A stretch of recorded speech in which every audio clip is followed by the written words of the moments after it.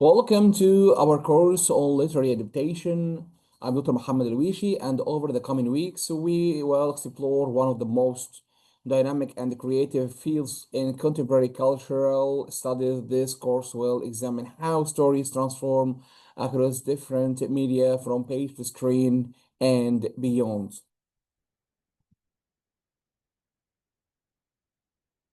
Course outline. Let's begin by looking at the course outline. We will start with an introduction asking what is literary adaptation, then move through six comprehensive chapters. Chapter one covers the foundations of literary adaptation. We will establish essential vocabulary and theories.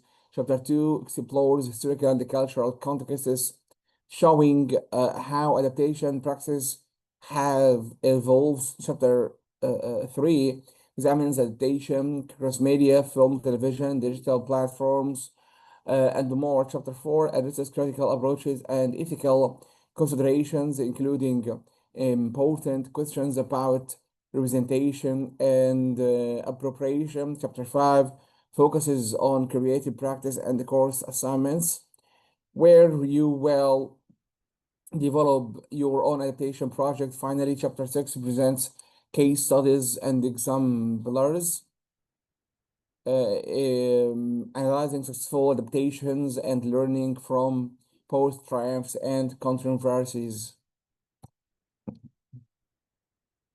Learning objectives. What will you gain from this course? First, you will be able to define literary adaptation and differentiate it from related concepts like influence, translation, and homage. You'll analyze foundational theories and the key terminology central to adaptation studies. We will trace the historical evolution of adaptation and its cultural significance across different eras. You will identify and evaluate the challenges and techniques involved in adapting literary texts into various media formats, whether film, theater, comics, or games. You'll apply critical theories like fidelity, criticism, and cultural studies to analyze specific adaptations. We will discuss the ethical and legal considerations involved in adaptation practice. You'll develop foundation skills for creative practice of adapting a text yourself. And finally, you will examine diverse case studies to understand both successful and problematic instances of adaptation in practice. Learning outcomes. By the end of this course, you'll be able to critically assess the relationship between a source text and its adapted version, clearly articulating the choices made in the translation. You will explain how historical and cultural contexts influence both the act of adapting and the reception of adaptations. You will conduct independent research on choosing adaptation, utilizing appropriate critical vocabulary and theoretical frameworks. You'll produce either a well-reasoned critical essay or creative adaptation proposal that demonstrates your understanding of medium-specific challenges. You'll be able to debate core theoretical and ethical questions surrounding adaptation such as the concept of fidelity and the issues of authorship, and you'll apply knowledge of critical adaptation techniques to course assignments and creative projects. Introduction. What is literary adaptation? Literary adaptation is more than just traveling a story or retelling a story in a new format. Literary adaptation is a profound and pervasive cultural practice that sits at the intersection of creation, interpretation, and transformation. From the foundation myths retold across millennia to contemporary bestsellers being reimagined for the screen. Adaptation is a vital mechanism through which stories are preserved, disseminated and given new meaning for changing audiences.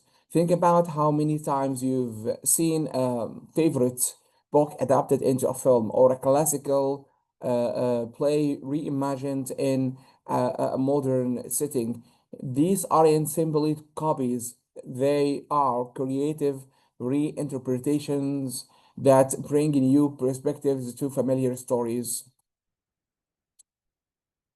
Course structure overview. This course offers a comprehensive exploration of this dynamic field. We begin with the foundations in chapter 1, establishing the essential vocabulary and the theories needed to define and discuss the practice. We then journey through historical and cultural contexts in chapter 2, recognizing that adaptation is always produced of its time. The core challenge of moving a story from the page to different venues is addressed in adaptation across media in chapter 3, where we examine the specific semiotic and technical demands of translating literature into film, television, theater, and digital spaces.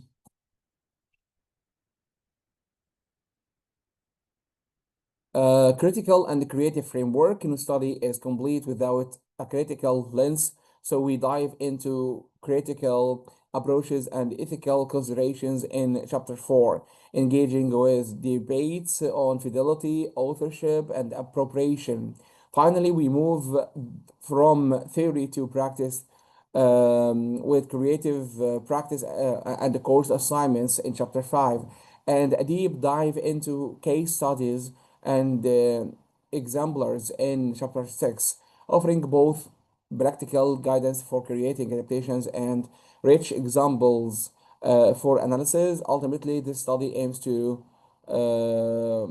equip you with the tools to not only consume but also to critically engage with creatively participate in the ongoing legacy of literary adaptation. Chapter 1, Foundations of Literary Adaptation. Literary adaptation represents one of the most vibrant and contested areas in contemporary cultural studies. As we embark on the journey through adaptation theory and practice, we will discover that adaptation is far more than simple translation from one medium to another. It's a complex act of interpretation, creativity, and cultural dialogue that has shaped literature, film, television, and digital media for centuries. This foundational chapter will introduce the core concepts, terminology, and the historical concepts that will guide our exploration through the course.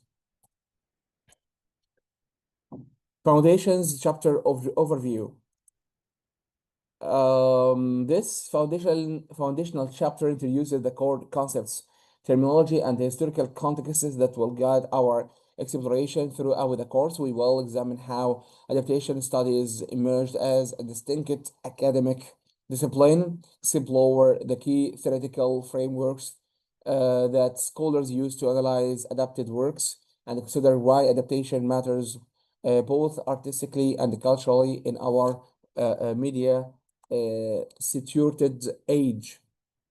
Understanding these foundations is essential for everything that follows.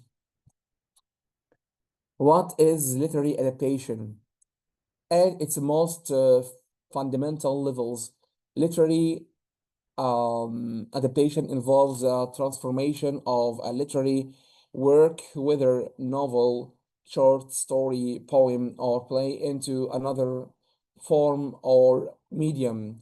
This definition, however, barely scratches the surface of what adaptation truly encompasses.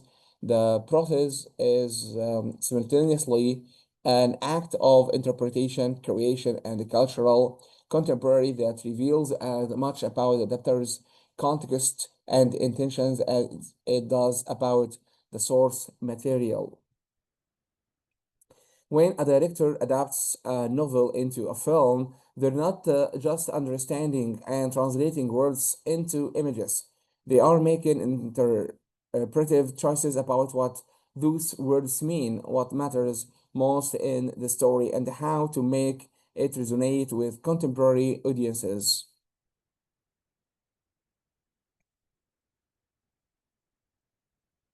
Key concepts, intermediality and intertextuality. Two crucial concepts underpin our understanding of adaptation: intermediality and intertextuality. Intermediality refers to the relationships between different media forms and how meaning transforms as content moves from one medium to another.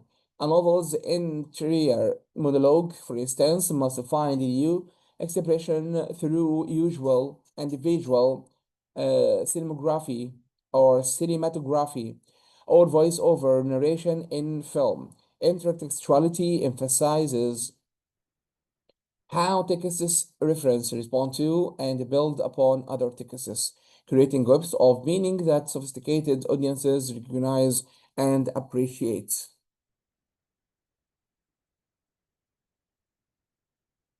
When you watch a film adaptation and think that's different from the book, you're experiencing intertextuality.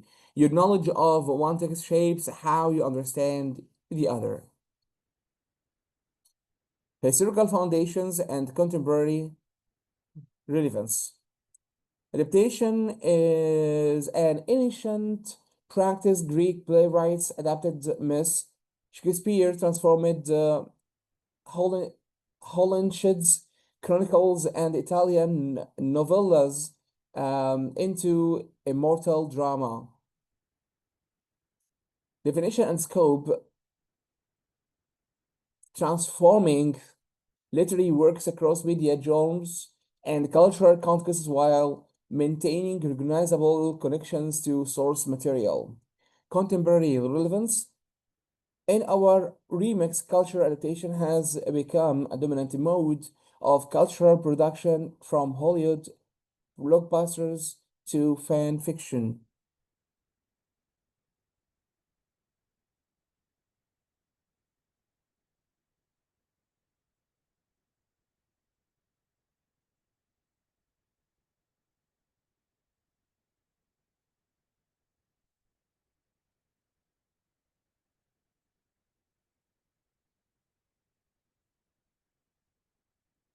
Created by ordinary readers and viewers, understanding adaptation helps us understand how culture itself works.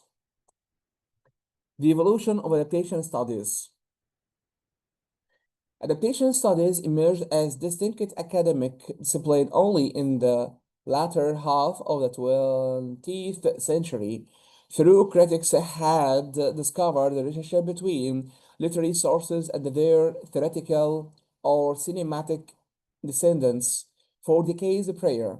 Early film critics often dismissed adaptations as derivative or inferior, perpetuating what Linda Hutchinson later termed the fidelity discourse, an obsession with how faithful and adaptation remained to its literary source. The field transformed dramatically with the publication of landmark theoretical works that reframed adaptation as a legitimate creative practice worthy of serious scholarly attention.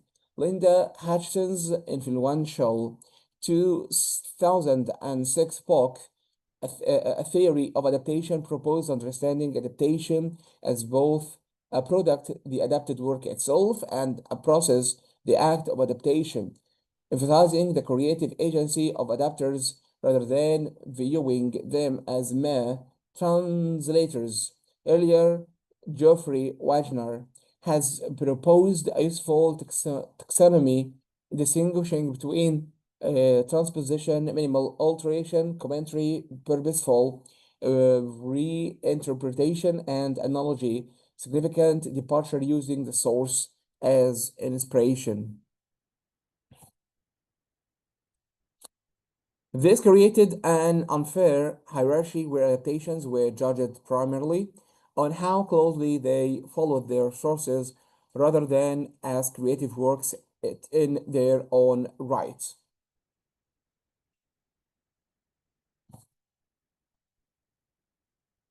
Timeline of adaptation studies. Let's look at the hierarchical evolution pre-1950s. Adaptations were viewed primarily through the fidelity lens, with literary sources considered superior to film versions from the 1950s to 1970s. Early theoretical frameworks emerged, with Wagner proposing his adaptation typology, the 1980s through 2000s saw post-structuralist and cultural studies approaches challenged the fidelity discourse and adaptation gained scholarly legitimacy. From 2006 to the present, Hashim's theory established adaptation studies as a distinct discipline, while digital media has expanded the field exponentially, creating new forms and possibilities we're still exploring today. Contemporary questions in adaptation studies. Contemporary adaptation studies grapples with foundational and fundamental questions.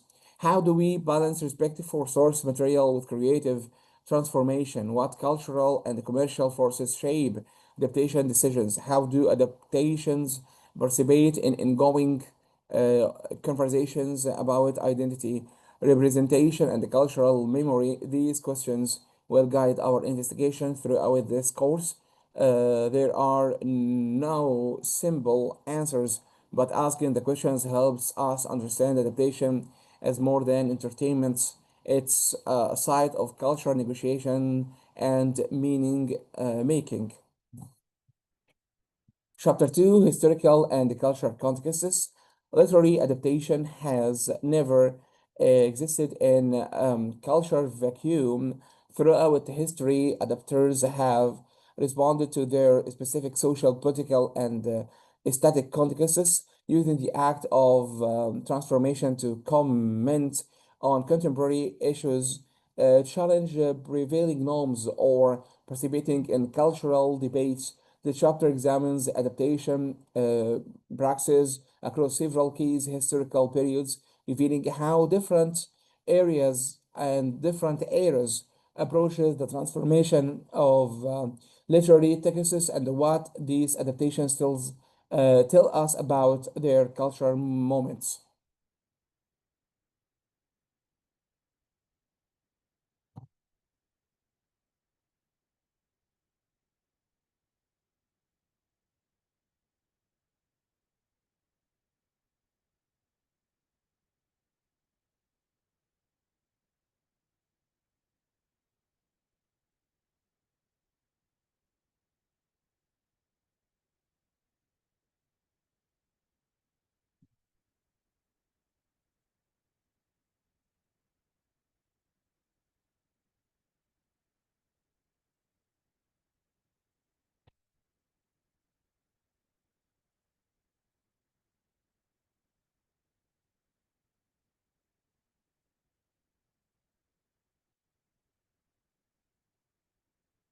Uh, Historical and cultural contexts overview.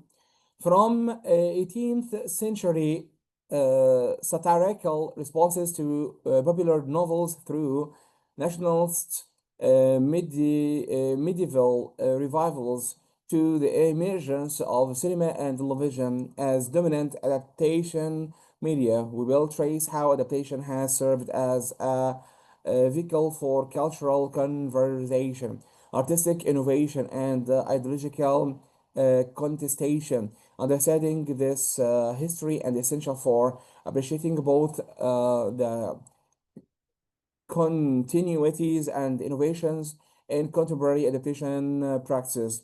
When we see how past generations adapted texts, we gain insight into their values, anxieties, and inspirations.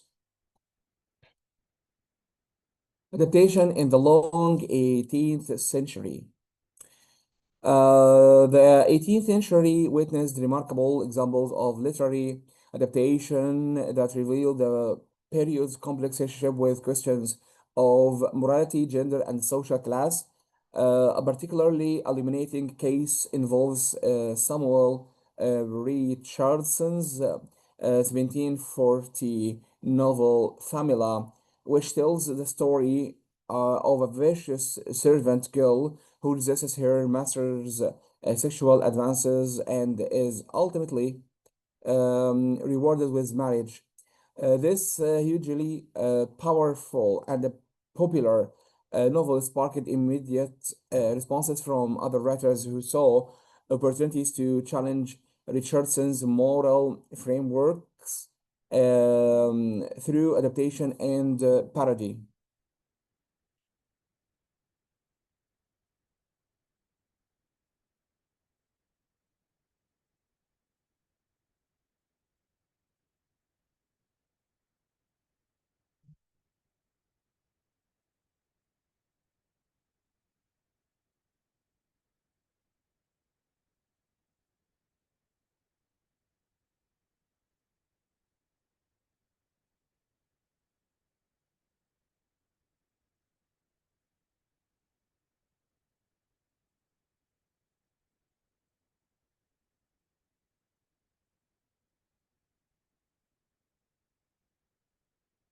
Camilla and its responses. Henry's feelings, Shamila and Eliza, or Eliza Hayward's anti-Pamela 1741, both function as satirical adaptations that expose and critique what their authors reviewed as the hypocrisy and the problematic gender politics in Richardson's original fielding reimagines Pamela as a scheming social climber manipulating her master, while Haywood presents an alternative narratives exploring the darker implications of the servant master dynamic. These works demonstrate that adaptation, even in the 18th century, served as a powerful tool for cultural commentary and ideological debates.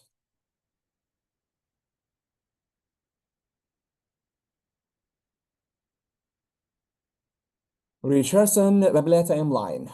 Let's trace this literary conversation. Richardson's Pamela in 1740 was an original epistolary novel presents as servants virtue rewarded, achieving massive popular success and establishing new novelistic conventions immediately.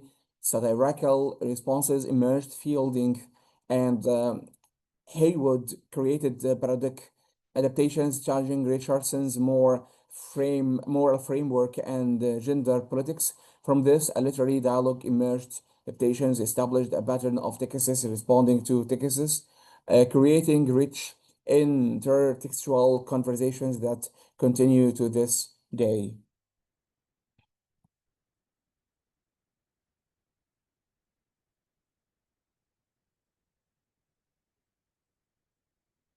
Shakespeare adaptations, the period also saw extensive adaptation of Shakespeare's plays for Restoration and the 18th century stages, with adapters freely altering texts to suit the contemporary tastes, adding happy endings to tragedies, removing vulgar language, and inserting musical interludes. These practices, which modern audiences might view as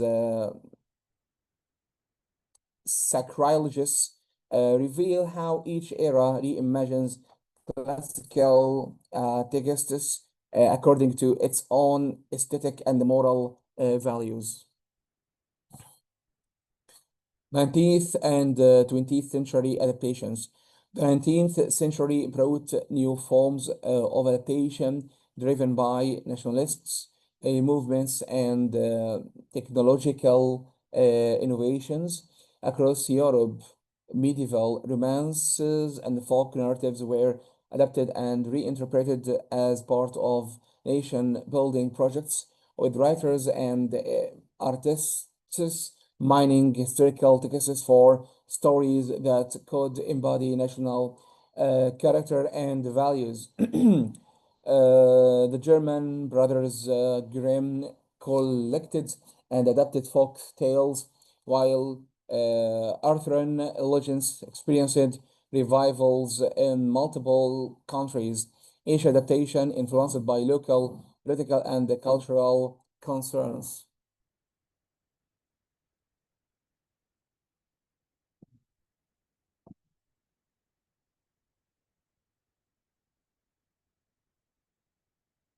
Victorian novel adaptations. This Victorian novel, the dominant literary form of the 19th century, quickly became rich source material for theatrical productions and eventually early cinema. Charles Dickens' novels were adapted for the stage even before he completed their serialized publication, demonstrating the commercial and the cultural power of adaptation.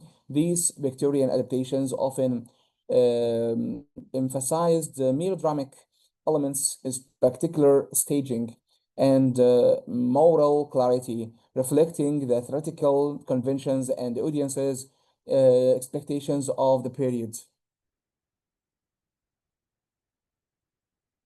The fact that Dickens' novels were being adapted while still being published shows how adaptation was already a major cultural force. Adaptation examples from 19th century to 20th centuries. Let's look at some key examples. Victorian novel adaptations. So Dickens, Brontë, and Eliot works adapted for stage and the early cinema, emphasizing spectacle and moral lessons. The birth of film adaptation occurred as silent cinema drew heavily on literary sources for narrative legitimacy and proven storylines. Films needed stories, and the literature provided them. Nationalist medieval revivals saw medieval narratives adapted to support nation building projects across Europe and America, with each country claiming particular stories as central to their national identity. The 19th century witnessed the explosive growth of film as the dominant adaptation medium. The novel to film adaptation became a major cultural and commercial force, with Hollywood studios systematically acquiring literary properties and developing industrial processes for transforming them into screenplays. This period also saw the rise of author directors who used literary adaptations as vehicles for personal artistic visions, challenging the notion that adaptation necessarily meant subordination to source material. Directors like Orson Welles, Akira's Kurosawa, and Francois Truffaut demonstrated that adaptations could be as artistically significant as originally works, establishing patterns that continue to influence contemporary adaptation practices.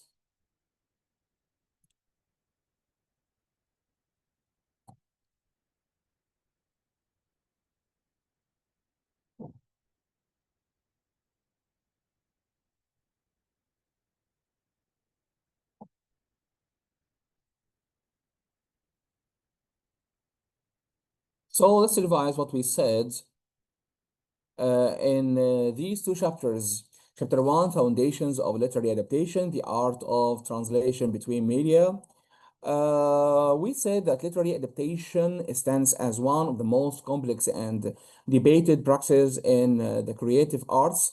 As its core, adaptation involves the transformation of narrative from one medium to another, most commonly from literature to a film, television, theater, or other visual forms. This process is far more than simple translation. It requires reimagining a story through an entirely different set of artistic tools and constraints. When a novelist crafts a screen or a scene, they have unlimited access to interior monologue, extended description, and the reader's imagination. A filmmaker, by contrast, must convey the same emotional truth through visual composition, performance, sound design, and the inherent limitations of screen time. This fundamental difference shapes every choice an adapter makes. Historical context and evolution, the practical or the practice of adaptation is nearly as old as cinema itself. Early filmmakers turned to established literature for ready-made stories with built-in audiences, from the silent era's adaptations of Shakespeare and Dickens to the golden age of Hollywood's treatment of classical in novels. The relationship between literature and film has been both fruitful and contentious.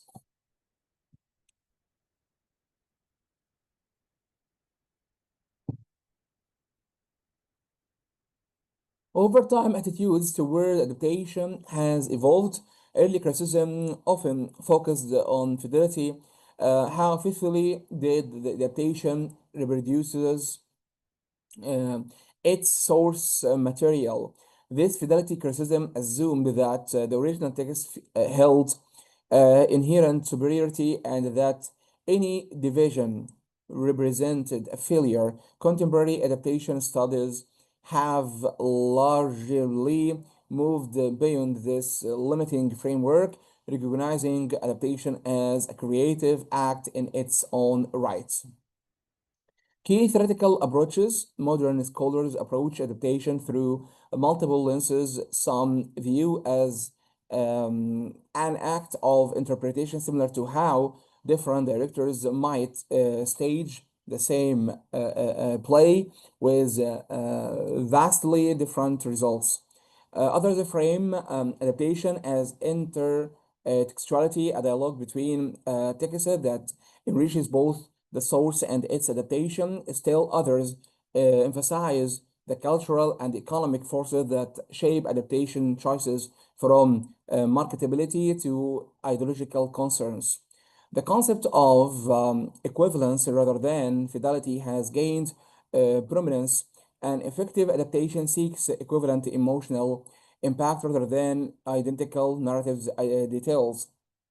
What moves a reader in prose may require completely different technologies and techniques to move view on screen.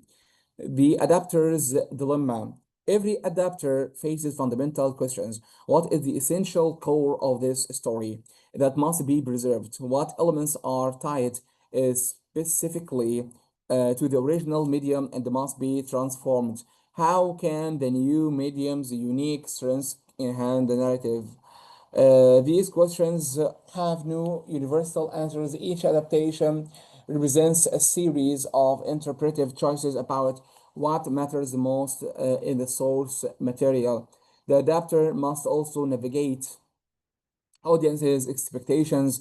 Devoted readers arrive with detailed mental images and emotional attachments to specific screens, specific scenes, characters, and dialogue. Balancing respect for these expectations with the need of the new medium requires both sensitivity and creative courage. Looking forward, understanding adaptation required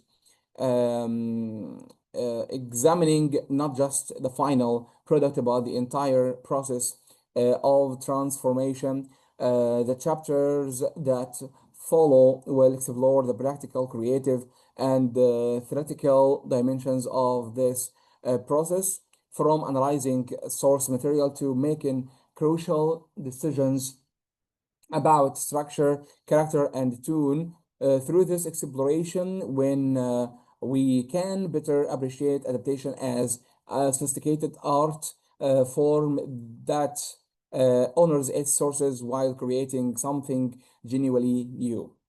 Chapter 2, Historical and Cultural Contexts, the birth of adaptation, silent cinema, and literary prestige. The marriage between literature and cinema began almost immediately after the invention of motion pictures. Early filmmakers seeking legitimacy for their new medium turned to established literary works to elevate cinema beyond mere novelty or entertainment. George Méliès adopted Jules Verne's works in the early 19th, while D.W. Griffith drew on Dickens for narrative techniques that would define cinematic storytelling.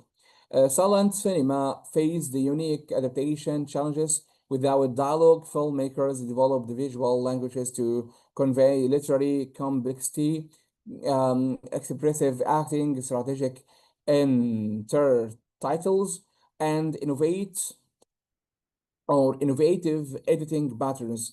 These constraints paradoxically forced adaptations to be more creative, finding visual equivalents for psychological depth and narrative nuance. The silent era established a crucial precedent. A successful adaptation required transformation, not transgression. The Golden Age studio systems and literary properties. Hollywood's studio era transformed adaptation into industrial practice. Studios purchased the literary properties in bulk, viewing novels and plays as reliable sources material for their production lines. This period saw ambitious adaptations of prestigious literature, from the MGM adaptations of Dickens and Tolstoy to Warner Brothers treatment of contemporary bestsellers. The studio system created a paradox. On one hand, substantial budgets and technical resources enabled spectacular realizations of literary words. On the other, commercial pressures often led to sanitization and simplification, particularly under the restrictive uh, Hays Code. Adaptations from this era frequently softened controversial elements, imposed happy endings, and confirmed complex narratives to conventional genre expectations. Yet this era also produced the numerous sophisticated adaptations that found creative ways to honor their sources while embracing cinematic possibility. William Wyers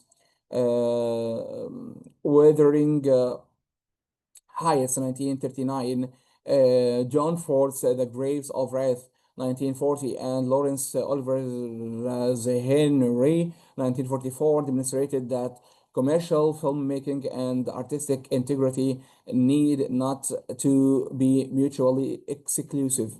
Cultural gatekeeper and colonization. Throughout the 20th century, adaptation played a significant role in cultural gatekeeping, determining which stories and authors received wider exposure and cultural validation. Classic literature adaptations brought canonical works to mass audiences, but this process was selective. Certain authors, Shakespeare, Austen, Dickens, received repeated adaptation, while others remained relatively neglected. This pattern reflected and reinforced cultural hierarchies. Works by women and writers of color received far fewer adaptations historically, contributing to their marginalization in popular consciousness. When adopted, these works often faced greater scrutiny or were reshaped to fit dominant cultural narratives. The history of adaptation cannot be separated from broader questions of whose stories get told and whose perspectives gain cultural legitimacy. International traditions and the culture's specificity, adaptation practices vary significantly across national cinemas, reflecting different cultural attitudes towards literature and film. European art cinema, particularly the French New Wave and Italian Neorealism, approached adaptation with theoretical self-consciousness, often using literary sources as starting points for radical formal experimentation.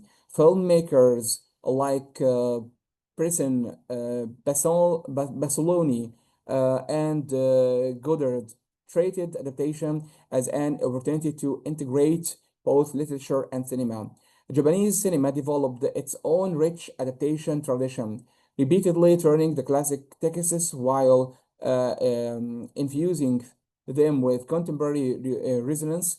Um, Kurosawa Shakespearean adaptations, Throne of Blood Ran, they demonstrated how cultural transposition could illuminate universal themes while creating something distinctly new. This tradition recognized that adaptation across cultures requires not just linguistic translation, but deep cultural reinterpretation. Indian cinemas relationship with literary adaptation reflects the complexity of post-colonial cultural production, adapting both indigenous literature and Western classics while negotiating questions of cultural uh, authi- authenticity and modernization. These international traditions reminds us that adaptation practices emerge from specific cultural contexts and serve different cultural functions. Television and serialized adaptation. The rise of television created new possibilities for literary adaptation, unlike film typical to our constraint. Television's serialized format could accommodate the scope and complexity of lengthy novels. British television particularly embraces this potential, producing influential literary adaptations that shape the public understanding of classical texts. The BBC's tradition of prestige literary adaptation from classical serials to contemporary productions established television as a legitimate vehicle for serious literary treatment. This tradition influenced global television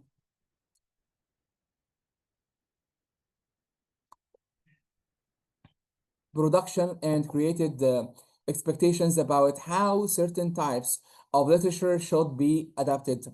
The miniseries format allowed for greater fidelity to source material, though it also sometimes resulted in state overly reverential adaptations that prioritize completeness over creative interpretation. The blockbuster era and franchise adaptation. The late 20th century saw adaptation transformed by blockbuster economics and franchise thinking, high concept literary properties, particularly genre fiction, young adult series, and the comic books became foundations for multimedia franchises. The success of Harry Potter, The Lord of the Rings, and superhero adaptations demonstrated literature's continuing commercial value while raising new questions about adaptation's purposes. This era emphasized world building over individual narratives with adaptations designed to generate sequels, merchandise, and extended universes. The economics of contemporary adaptation uh, favor property that can sustain ongoing exploration influencing which books get adapted and how those adaptations are structured. Literary adaptation became increasingly intertwined with broader entertainment industry strategies. Digital culture and contemporary contexts. The digital age has transformed both literature and adaptation. Social media creates immediate global conversations around adaptations, giving audiences unprecedented voice in shaping reception. Online fan communities develop detailed expectations and criticisms, influencing how studios approach adaptation and marketing. Streaming platforms have revolutionized adaptation possibilities, creating space for more diverse stories and experimental approaches. The success of limited series formats demonstrates continued audience appetite for substantive literary adaptation while offering a middle ground between films, brevity, and traditional television's extended commitment. These platforms also enable more diverse voices in adaptation, though significant inequities persist. Cultural conversations and social change, contemporary adaptations increasingly engage with social, political concerns, either updating source material to reflect current values or remaining historical texts through critical contemporary lenses. Questions about representation, power, and justice shape adaptation choices from casting decisions to narrative emphasis to which works receive adaptation at all. This moment has been increased attention to adapting diverse voices and re-examining how classical texts have been previously adapted. Adaptations now exist within broader cultural conversations about representation, historical responsibility, and who the stories matter. Understanding these contexts is essential for analyzing contemporary adaptation practices and their cultural significance. Conclusion, adaptation as cultural practice. The history of adaptation reveals it as far more than technical translation between media. Adaptation practices reflect and shape cultural values, economic systems, and social hierarchies. Each era's approaches to adaptation eliminate what that culture values in literature, what it believes cinema or television can and should do, and who has the power to tell stories to mass audiences. This historical awareness enriches our understanding of individual adaptations and their place in ongoing cultural negotiation. Thank you so much for watching me teaching you this wonderful session about literary adaptation, and we will continue inshallah next session tomorrow. So until next time, tata for now.